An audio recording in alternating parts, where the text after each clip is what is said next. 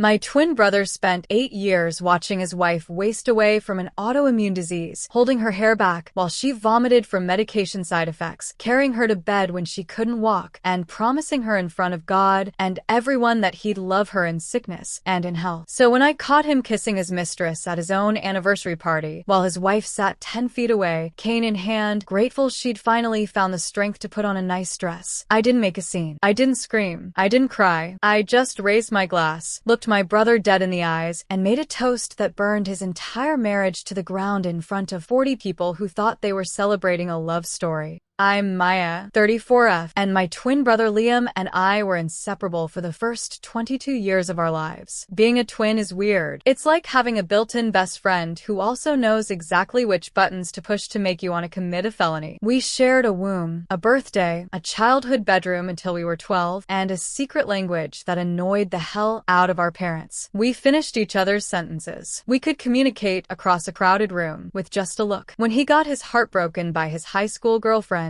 I was the one who sat with him on the bathroom floor while he cried. When I bombed my college entrance exams, he drove 4 hours to bring me tacos and tell me the tests were designed by idiots who wouldn't know potential if it hit them in the face. We were a unit, a match set. Maya and Liam, Liam and Maya, like two halves of the same whole. And then Chloe happened. I don't say that to blame her, not entirely. Chloe wasn't a villain. She was a woman who fell in love with a man who didn't know how to be both a brother and a husband, and she made the understandable mistake of thinking the problem was the brother instead of the man. But the timing was unmistakable. Liam met Chloe during his last year of university. She was studying graphic design. He was in business. She was beautiful in that effortless way that made other women instinctively straighten their posture when she walked into a room. Dark curly hair that she was always pushing out of her face. Bright green eyes that crinkled when she laughed. A laugh that was loud and unapologetic and seemed to fill whatever space she was in. She drew people in. My brother never stood a chance. I liked her at first. Everyone did. She was charming and warm, and she made Liam happy in a way I hadn't seen before. He was less anxious around her, less prone to the dark moods that had followed him since our grandfather died. She seemed to ground him. I was thrilled for them. I remember telling my mom, I think she's the one. My mom smiled and said, don't rush it, honey. They're young. But I knew. I knew my brother, and I knew when he was in love. The first red flag was so small I almost didn't notice it. We were all at a family barbecue, maybe 6 months into their relationship. I was telling a story about something stupid Liam and I had done as kids. I think it involved a stolen garden gnome and our neighbor's koi pond, and Chloe laughed, but there was something tight in her expression. Later, I overheard her talking to Liam in the kitchen. You guys are so weird, she said, but it wasn't playful. It's like you forget anyone else exists when she's around. Liam laughed it off. I laughed it off when he told me about it. But looking back, that was the first thread she started pulling. The second red flag came a few months later, when Liam mentioned in passing that Chloe thought we should tone down the twin thing. The matching Halloween costumes, the inside jokes, the way we'd sometimes sit too close on the couch watching movies. She said it made her feel like a third wheel. Liam said it with a shrug, like it was no big deal, but I saw the flicker of something in his eyes. Guilt, maybe. Or resignation. Or maybe just the first realization that he was going to have to choose, and he already knew what his choice would be. I started pulling back, not because anyone asked me to, but because I could see the strain it was causing. I stopped showing up unannounced. I stopped calling every day. I told myself I was being mature, that this was what adulthood looked like, siblings growing up, making space for new people, building separate lives. I told myself it was normal. I told myself that the ache I felt when I saw them together, the way he'd pull his hand away from mine when she walked into the room, was just growing pains. The kind of thing every twin goes through eventually, but the space I created didn't bring them closer together. It just gave Chloe more room to fill. By the time they got married 8 years ago, the dynamic had already shifted beyond recognition. Liam still loved me, I never doubted that, but he loved her more, or at least he was more afraid of disappointing her. There's a difference, though. Loving someone more means you prioritize them. Being afraid of disappointing them means you prioritize yourself, your comfort, your peace, your ability to avoid conflict. And Liam, for all his good qualities, had always been someone who would rather lie than fight. Our parents noticed, too. My mom once pulled me aside after a family dinner and asked if I thought Chloe seemed a bit controlling. I shrugged it off. I was still trying to be the good sister, the easy one, the one who didn't cause problems. She's just protective of him, I said. She loves him. My mom nodded, but she didn't look convinced. The wedding itself was beautiful. Chloe looked like a painting in her lace gown, her dark curls pinned up with tiny white flowers. Liam cried during his vows, big, embarrassing, beautiful tears that made half the guests cry along with him. I was the maid of honor, and I gave a speech that made everyone laugh and cry in equal measure. I talked about growing up with Liam, about the boy who used to save me the last slice of pizza even when he was starving, about the way he'd hold my hand during thunderstorms even though he was just as scared as I was, about how I knew he'd be just as generous and loving as a husband. I meant every word. What I didn't say was that I was already starting to feel like I was losing him. What I didn't say was that the boy who saved me pizza had started saving all his best pieces for someone else. What I didn't say was that I wasn't sure there was room for me in his life anymore. The change was gradual, which made it hard to name. It wasn't like Chloe sat him down and gave him a list of rules. It was more like a slow erosion, a river carving a canyon, one drop of water at a time. If Liam went to our annual fishing trip with our dad and uncles, Chloe would be disappointed because she planned a weekend away. If he came to my birthday dinner, she'd have a headache and need him to come home early. If he talked to me on the phone for more than 15 minutes, she'd find a reason to interrupt. A text, a call, a sudden need for something from the store. Nothing dramatic enough to call out, but consistent enough to create a pattern. I try to be understanding. Marriage is hard. Compromise is necessary. I wasn't the one sharing a bed with her, building a life with her, raising children with her. I was just the sister. I was supposed to be flexible. I was supposed to understand that things change. Before I tell you what happened in this story, don't forget to like and subscribe to the channel. Drop a comment and tell us what you think about the story and how you would react. I want to hear your thoughts.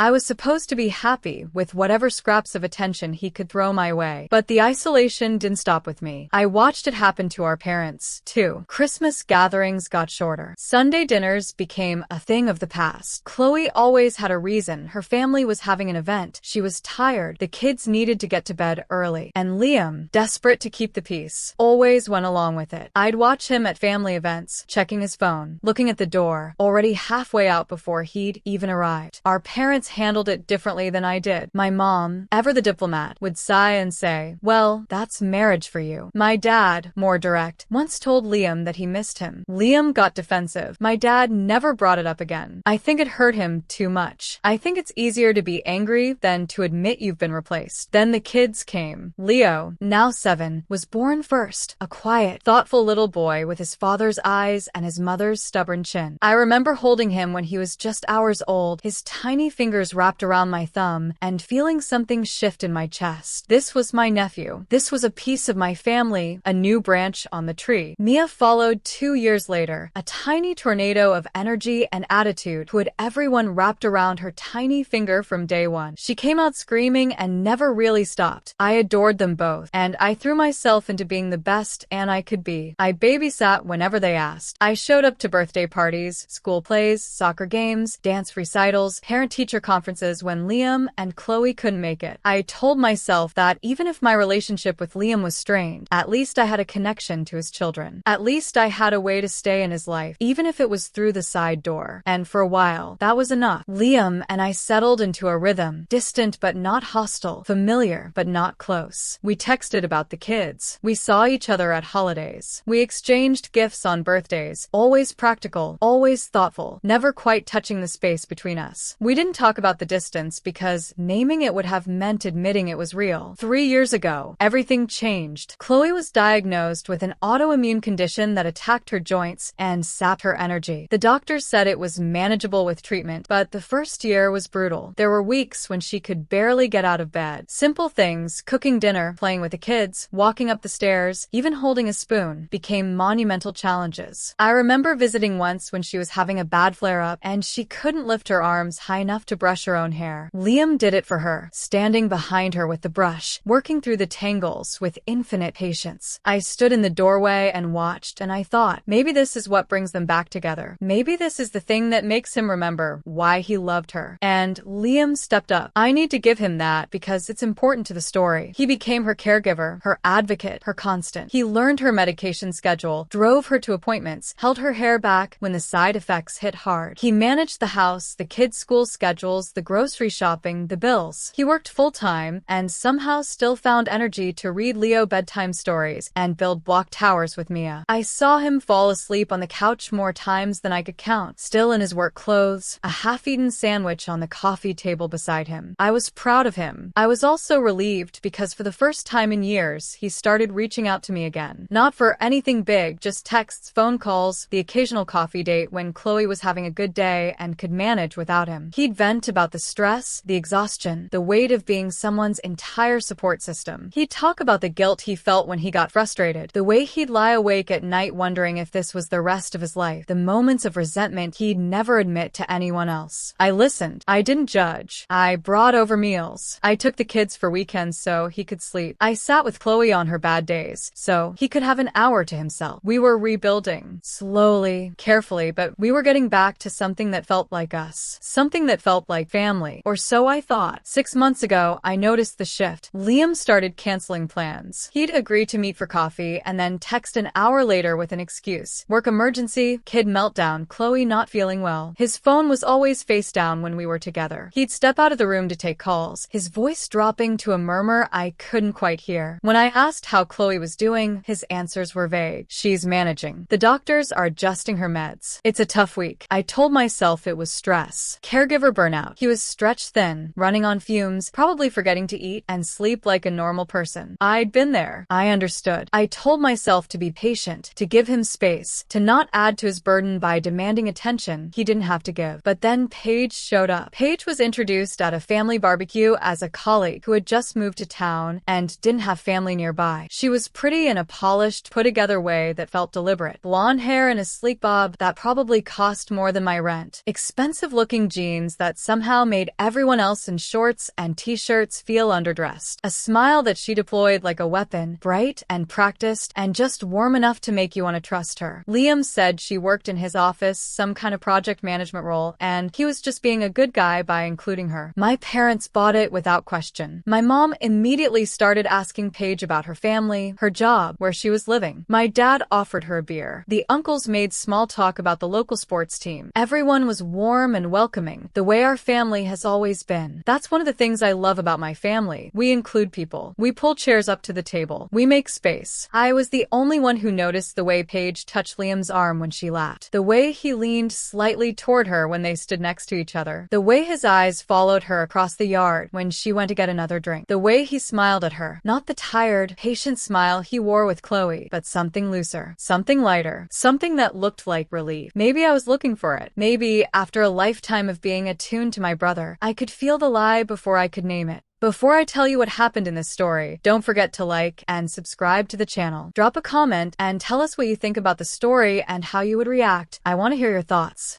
Maybe the space between us had made me hypervigilant, attuned to every small shift in his attention, every flicker of something he wasn't saying. Paige kept showing up. She was at my parents' 4th of July party, wearing a sundress that was just a little too nice for a backyard barbecue, standing a little too close to Liam at the grill. She was at my cousin's wedding, sitting at the family table because Liam had forgotten to RSVP for Chloe, who was too sick to attend anyway. I watched him feed her a bite of cake, quick and casual, like it was nothing, like it was normal. She was at Leo's soccer games, cheering from the sidelines with a paper cup of coffee, chatting with the other parents like she belonged there. I saw one of the other moms ask if she was Leo's mom. Paige laughed and said, "Oh no, I'm just a family friend." But she didn't correct her quickly enough. Meanwhile, Chloe was getting sicker. I saw it in the posts she made on social media, the rare ones, because she wasn't someone who documented her life online. A photo of Liam bringing her breakfast in bed, captioned "My rock." A selfie from a good day, Liam Liam's arm around her shoulders, captioned, 8 years and he still makes me laugh. A note of gratitude after a particularly bad flare-up. I don't know how I'd manage without this man. He's my everything. Every post made my stomach clench a little tighter. Every post made me want to scream. I started paying closer attention. I noticed that Liam's work late nights were happening more frequently 3, 4, sometimes 5 times a week. I noticed that he'd disappear for hours on weekends, claiming he was helping a buddy with a renovation or running errands that somehow took all afternoon. I noticed that when he talked about Paige, his voice changed. It softened. It got younger. It sounded like the brother I used to know, before Chloe, before everything. I wanted to be wrong. God, I wanted to be wrong. I told myself I was projecting, that my history with Chloe had made me suspicious, that I was seeing problems where none existed. I told myself to trust my brother, to give him the benefit of the doubt, to remember all the years he'd spent being a devoted husband and father. I told myself that caregivers need breaks, that friendships are healthy, that I was being paranoid and judgmental, and exactly the kind of sister I'd promised myself I wouldn't be. But the thing about being a twin is that you just know, the connection doesn't go away, even when the closeness does. It's like an old wound that still aches before rain. You learn to live with it, you learn to ignore it, but you never stop feeling it. And I knew. 2 months ago, I got confirmation. I had a doctor's appointment on the other side of town, routine, nothing serious, just a checkup I'd been putting off for way too long. I was running a few minutes late, which meant I took a different route than usual, one that cut through a neighborhood of new apartment buildings and overpriced townhomes. I was stopped at a red light, scrolling through my phone to find the confirmation email with the office suite number. When I saw Liam's car, I recognized it immediately. It was the same dark gray SUV he'd been driving for years, with the scuffed bumper from when Leo had accidentally rolled his bike into it and the faded "baby on board" sticker he'd never bothered to remove. There was a crack in the windshield from a rock that had kicked up on the highway and a dent in the passenger door from a shopping cart at the grocery store. It was a family car, worn in and lived in, the kind of car that had car seats in the back and goldfish crackers crushed into the floor mats. It was parked outside one of those new apartment complexes, the kind with floor-to-ceiling windows and a fancy sign out front that said something like the Madison in cursive letters. The kind of place that had a gym and a pool and a rooftop deck where young professionals gathered on Friday nights to drink wine and pretend they weren't lonely. I almost kept driving. I had an appointment. I didn't want to be that person, the suspicious sister stalking her brother's car. But something made me pull into the parking lot. Something made me park 3 rows back behind a delivery van and watch. I didn't wait long. Less than 5 minutes later, the front door of the building opened and Paige walked out. She was wearing workout clothes, leggings, a tank top, her hair pulled back in a ponytail, and she was smiling at something over her shoulder. She looked comfortable. She looked like she belonged there. Liam followed her out. He was wearing the same clothes he'd had on when I saw him yesterday, jeans, a navy sweater, his favorite worn-in sneakers that Chloe was always telling him to replace. He caught up to her, and she turned to face him, still smiling. He put his hands on her waist. She put her arms around his neck. They kissed. It wasn't a quick, casual kiss. It wasn't the kind of kiss you give someone when you're saying goodbye for the day. It was the kind of kiss that had history behind it. The kind of kiss that said this was a routine, a ritual, something they did every morning. The kind of kiss that said this was a home, not just an apartment. I sat in my car, gripping the steering wheel, and watched my brother kiss another woman while his wife was at home, probably too exhausted to get out of bed, probably wondering if he'd remembered to pick up her prescription, probably grateful that she had such a devoted husband. I don't know how long I sat there. Long enough for them to go back inside. Long enough for the light to change twice. Long enough for the anger to crystallize into something cold and hard and permanent. I didn't confront him then. I sat there until my hands stopped shaking, then I drove to my appointment, went through the motions, and drove home. I sat in my living room for 3 hours, staring at the wall, trying to figure out what to do. I called my best friend, Sarah, and told her everything. She listened and then she said, "What are you going to do?" And I said, "I don't know." She said, "Whatever you do, make sure Chloe knows. She deserves to know." I said, "I know." The next day, I called Liam and told him I needed to see him. Alone. He hesitated, said something about Chloe having an appointment, about needing to pick up Leo from school, but I didn't give him room to negotiate. I told him I'd meet him at a coffee shop near his office, and I'd wait until he showed up. He knew something was wrong. I could hear it in his voice when he finally agreed. The way he said, "Okay, I'll be there," was too quiet, too careful. Before I tell you what happened in this story, don't forget to like and subscribe to the channel. Drop a comment and tell us what you think about the story and how you would react. I want to hear your thoughts. He was already preparing his defenses, already running through the lies he'd tell, already figuring out how much truth he could get away with. I was waiting at a table in the back when he walked in. He looked tired. There were dark circles under his eyes that hadn't been there a few months ago, and he'd lost weight since I'd last seen him, his cheekbones sharper than I remembered, his shoulders hunched like he was carrying something heavy. For a moment, I almost softened. He was my brother. He was struggling. Maybe this was all a misunderstanding. Maybe I'd let my imagination run wild. Maybe he was just a man drowning in responsibilities, reaching for anything that felt like air. Then he sat down, and I looked at his face, and I knew I hadn't imagined anything. "I saw you," I said. No preamble, no gentle lead-in. I wasn't going to let him deflect. I wasn't going to let him lie. His expression flickered. Confusion, then recognition, then something that looked almost like relief. Like he'd been waiting for this, dreading it, but also, somewhere deep down, wanting it to be over. Saw me where? At the apartment complex on Madison. Yesterday afternoon. With Paige. The color drained from his face. I watched it happen. Watched the blood leave his cheeks. Watched his lips go pale. He opened his mouth, closed it, opened it again. For a moment, he looked like a little boy caught in a lie, scared and ashamed and searching desperately for an escape route. "Maya, don't lie to me," I said. "Please. I've spent my whole life being able to tell when you're lying. Don't insult me by trying." He was quiet for a long moment. I watched him make a decision. His shoulders dropped. The mask he'd been wearing for months, the devoted husband, the overwhelmed caregiver, the tired dad, slipped away. Underneath was exhaustion, guilt, and something else I couldn't quite name. Something that looked like grief. "It's been 6 months," he said. 8, maybe. I don't know. It just happened. Affairs don't just happen, Liam. He flinched. I know.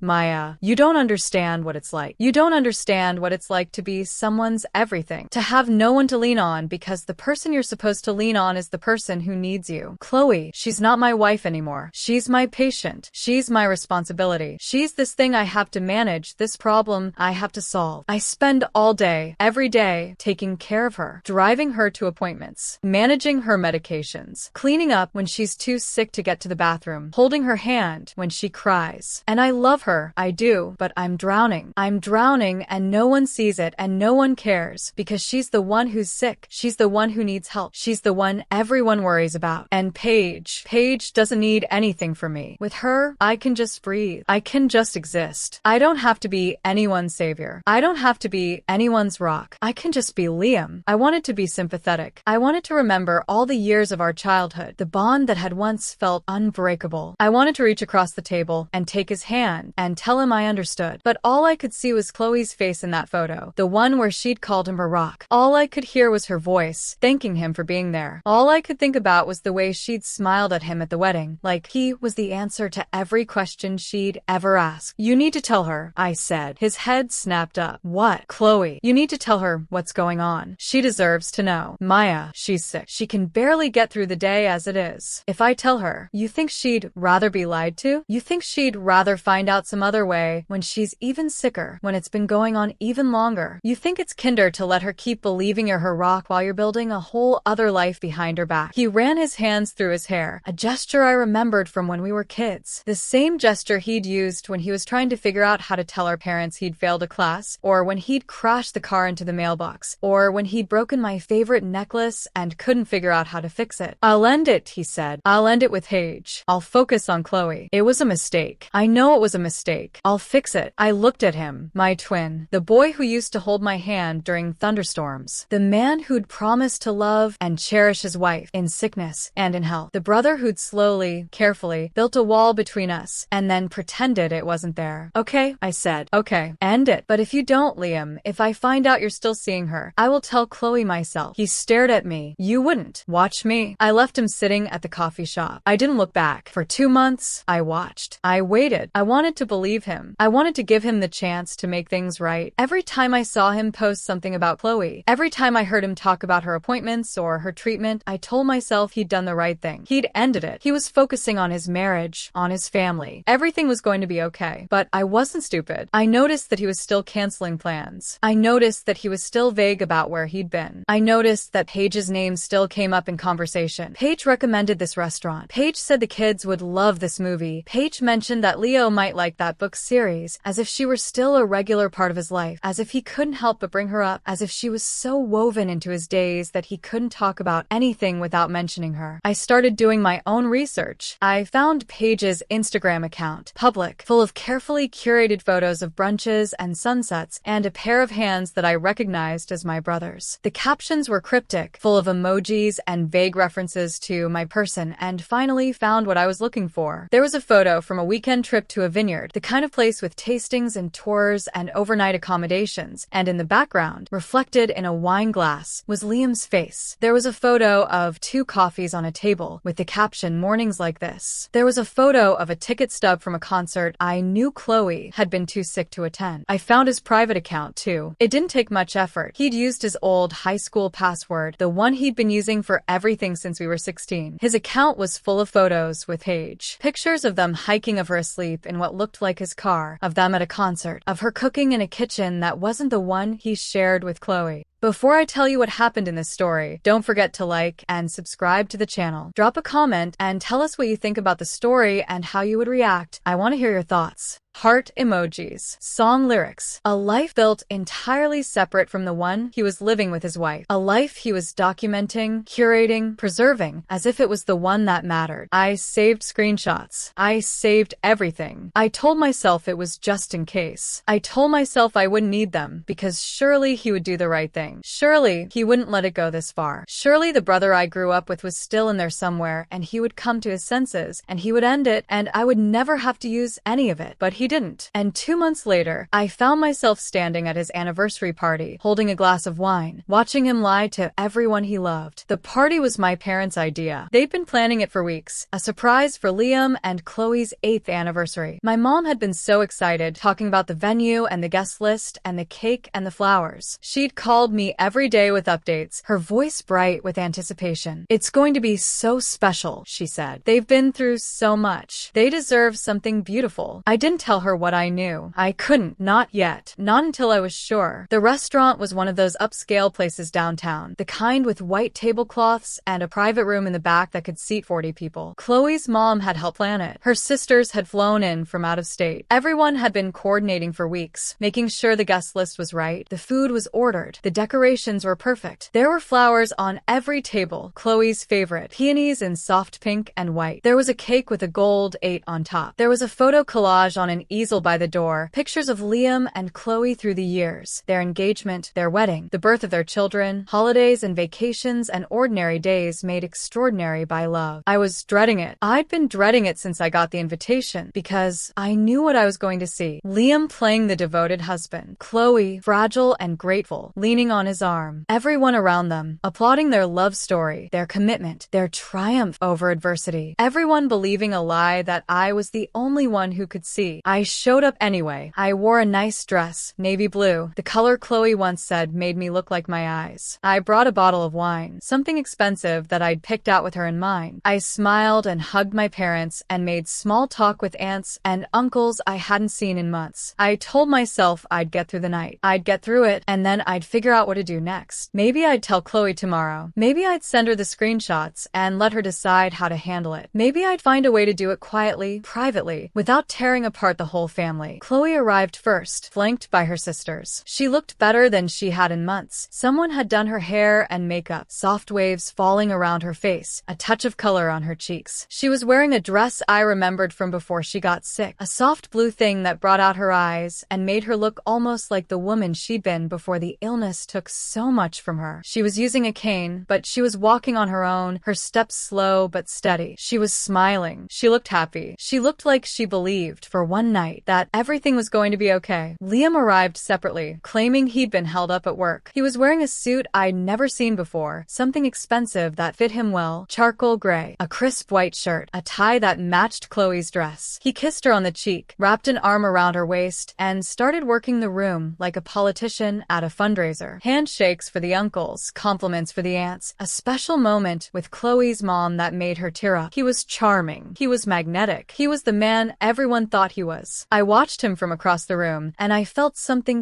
cold settle in my chest. Because Paige was at the bar. She was sitting on one of the tall stools, wearing a black dress that hugged her curves, her blonde hair loose around her shoulders. She was nursing what looked like a gin and tonic, the kind of drink that said, "I'm here, but I'm not really here." She was facing the party, watching, and Liam, every few minutes, would glance over at her. Not furtively. He was too practiced for that, too smooth, too comfortable in his lies, but I saw it. The quick flick of his eyes. The almost imperceptible nod. The way his hand would drop from Chloe's waist for just a moment, like he was reaching for something he couldn't have. The way his smile would tighten, just slightly, when he looked away. I walked over to the bar. I ordered a glass of wine, something red, something strong. And then I sat down next to Paige. "Hi," I said. "I'm Maya, Liam's sister." She went very still. Her hand tightened around her glass, the knuckles going white. "I know who you are." "Good. Then you know I'm not here to make small talk." She turned to look at me, and I saw something flicker in her expression. Not guilt. She didn't look guilty. She looked defensive, like someone preparing for an argument she'd rehearsed in her head 100 times. She looked scared, but not of me. Scared of what was about to happen. Scared of what she knew was coming. Liam said. I don't care what Liam said. I took a sip of my wine. It was good, dry and smooth, the kind of wine that deserved to be enjoyed in better circumstances. I care that my brother is standing over there, holding his sick wife's hand on their 8th anniversary, while his mistress sits at the bar waiting for him to sneak away. She flushed, a deep red that spread from her chest to her cheeks. He told me they were separated. He told me she knew. And you believed him? You've been around for months. You've been to family events. You've seen how sick she is. You've watched him play the devoted husband while sneaking off to meet you. Did it never occur to you to wonder why the devoted husband was spending so much time with you? Did it never occur to you to ask why his wife was never around when you were? She didn't answer. She didn't need to. The answer was written all over her face. She hadn't wanted to know. She'd wanted to believe whatever let her keep what she had. Here's what's going to happen, I said, and my voice was steady, calmer than I felt. In about 5 minutes, I'm going to walk back to that table. I'm going to make a toast. And I'm going to tell everyone in this room exactly what kind of man my brother is. Her eyes went wide. You can't. Watch me. I stood up. I didn't look back. Before I tell you what happened in this story, don't forget to like and subscribe to the channel. Drop a comment and tell us what you think about the story and how you would react. I want to hear your thoughts. I walked back to the table, where my mom was showing Chloe a photo album, pointing out pictures of the wedding, the early years, the children. My dad was telling one of his long-winded stories to anyone who'd listen, something about a fishing trip from 20 years ago that got longer and more elaborate every time he told it. Chloe was laughing at something, her face bright and alive, and for a moment I almost lost my nerve. Then Liam walked past me, brushing my arm, and I caught a whiff of perfume that wasn't Chloe's. Something floral, something expensive, something that didn't belong at his wife's anniversary party. I stood up. I picked up my wine glass. I tapped it with a fork, the way you do when you're about to make a toast. The room went quiet. Everyone turned to look at me. My mom smiled expectantly. My dad raised his glass. Chloe looked curious, a little surprised, her head tilted to the side like she was trying to figure out what I was up to. Liam looked at me, and I saw it the moment he realized what was about to happen. His face went gray. His hand tightened on his glass. His eyes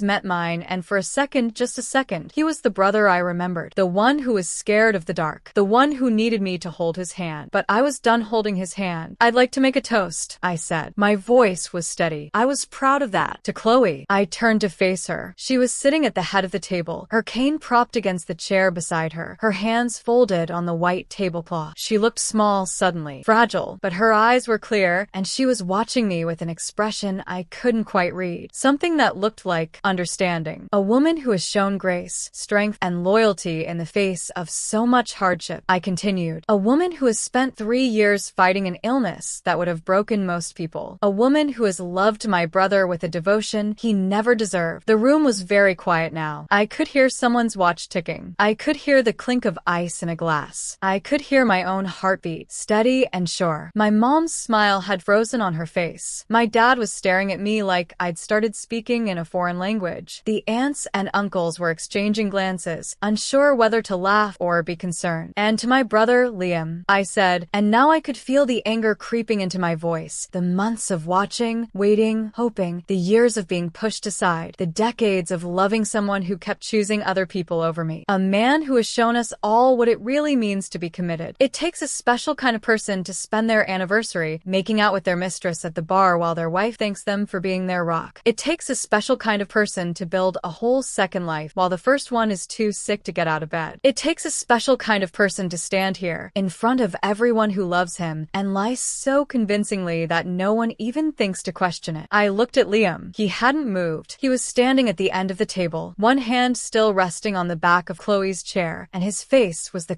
color of old paper. His lips were moving, but no sound was coming out. He looked like a man who just realized he was standing on a trapdoor. "So here's to you, Liam," I said. "May you get exactly what you deserve." I raised my glass. No one else did. The silence lasted maybe 5 seconds, but it felt like an hour. Then Chloe made a sound, a small, choked noise, like someone had hit her in the stomach. Her hands were shaking. Her face had gone from pale to white to something that wasn't quite a color at all. Her eyes were fixed on Liam, and in them, I saw something I'd never seen before. The end of love. The moment when it finally, irrevocably, dies. "Chloe," Liam started. "Don't." Her voice was barely a whisper, but everyone heard it. "Don't you dare." My mom stood up. Her chair scraped against the floor, a harsh sound in the quiet room. "Maya, what on earth?" "Ask him," I said. "Ask him where he was last weekend. Ask him who he was with. Ask him why Paige is sitting at the bar right now, watching this whole thing unfold." Every head in the room turned toward the bar. Paige was still there, her face blotchy with tears, her cocktail forgotten beside her, her carefully constructed composure crumbling. She looked like she wanted to disappear, to sink into the floor, to become invisible. One of my aunts gasped. Someone else muttered something I couldn't hear. My Uncle Mark, who never had much patience for anything, stood up and pointed at Paige and said, "Who the hell is that?" Liam was trying to salvage it. I could see him scrambling, searching for the lie that would fix everything, the explanation that would make it all go away. "She's a colleague. She's just here because she doesn't have family. She's your mistress," I said flatly. "I saw you 2 months ago at her apartment. You kissed her, and you've been seeing her ever since, despite promising me you'd end it. I have screenshots, Liam. I have photos. I have receipts from the vineyard you took her to last month, the one you told Chloe was a work trip. I have texts, emails, everything. So please, by all means, keep lying. But at least have the decency to look Chloe in the eye while you do it." He didn't. He couldn't. His eyes were fixed on the floor, on the tablecloth, on the flowers, on anything but his wife's face. His hands were shaking now. I could see the tremor in his fingers, the way his whole body seemed to be collapsing in on itself. Chloe pushed back from the table. Her cane clattered to the floor, a sound that seemed to echo in the silence, but she didn't pick it up. She stood on her own, swaying slightly, and for a moment, I thought she might collapse. I almost reached out to steady her, but I didn't. She didn't need me to. She stood there in her blue dress, with her hair done and her makeup on, and she looked at my brother like she was seeing him for the first time, like she was seeing the truth of him, finally, after all these years. "How long?" she asked. Her voice was steady, which was more than I could say for my own hands. "How long, Liam?" Liam didn't answer. He couldn't. The words were trapped somewhere in his throat, behind the shame and the fear and the years of lies. "How long, Liam?" Chloe asked again, and this time there was steel in her voice. This was the woman who had fought an illness that wanted to kill her. This was the woman who had refused to give up, even when giving up would have been easier. This was the woman my brother had underestimated. 8 months, I said, because he wouldn't. Maybe longer. Before I tell you what happened in this story, don't forget to like and subscribe to the channel. Drop a comment and tell us what you think about the story and how you would react. I want to hear your thoughts. He couldn't give me an exact number when I confronted him, but at least 8 months, probably more. Chloe nodded slowly. She looked at me, and I expected anger. I was the one who'd said it, after all. The one who'd ripped the bandage off in front of everyone she loved. The one who'd taken her private pain and made it public. But she just looked tired. So incredibly tired. And something else, too. Something that looked almost like relief. "I need to go," she said. I need